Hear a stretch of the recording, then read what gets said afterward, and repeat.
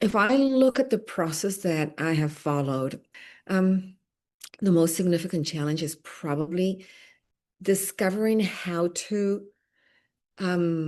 hold responsibility and risk in a proper tension. You see, as social entrepreneurs, we step out in faith many times, and we don't only have the challenge of achieving financial responsibility, but also of achieving meaningful social impact.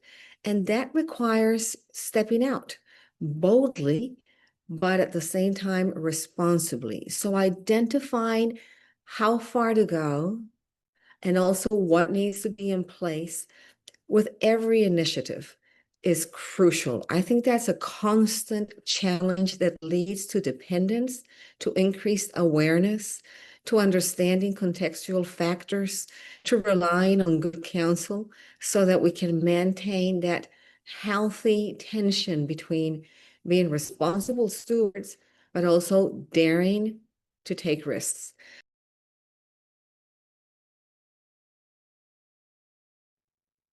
You know, I think many of us were led to believe at some moment along the way that making a difference and making a profit are sort of incompatible goals.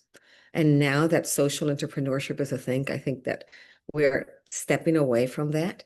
But for many years, there was this kind of thought, and I still find it with some people and in some sectors, that if you're driven by purpose, you shouldn't talk about margins or return on investment. Um,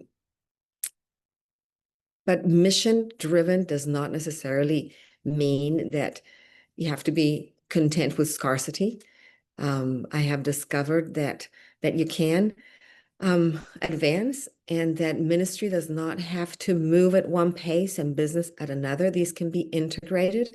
And when you apply biblical principles to your social entrepreneurship, you can talk about sustainability. In fact, if we want our impact to go beyond our lifetime and our period as leaders of our businesses, I think we need to focus strongly on having a mindset, a business mindset.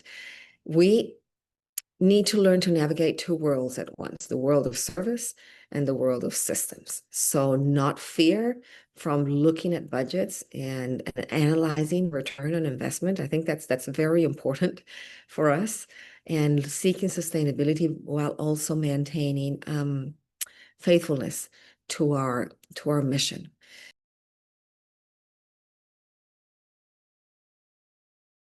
First advice is make sure that what you have here and here is written. Document, build a system, write processes out. Make sure that that's there so that people will understand, people will know, make clear the expectations. And, strategy comes before structure. Structure is important. Structure is going to hold up your business.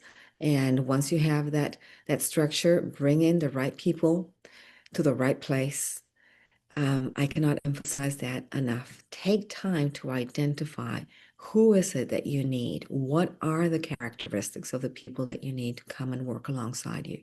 And once they come in, again, nurture those relationships and understand that you as a leader are discipling those people and you are an instrument for the purpose of the Lord to be fulfilled also in their life.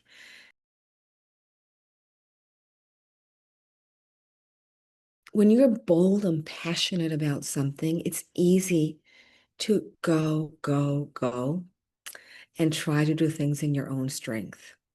But we're not called to do it in our own strength.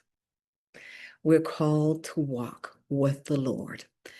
And when He walks with us, we will find the strength. We will find the discernment. We will find the strategy, the great ideas. He will renew our strength so that we can advance. But let's not get ahead of ourselves. And in our process, always, always put Him in first place. That means consult Him and His word before anything else.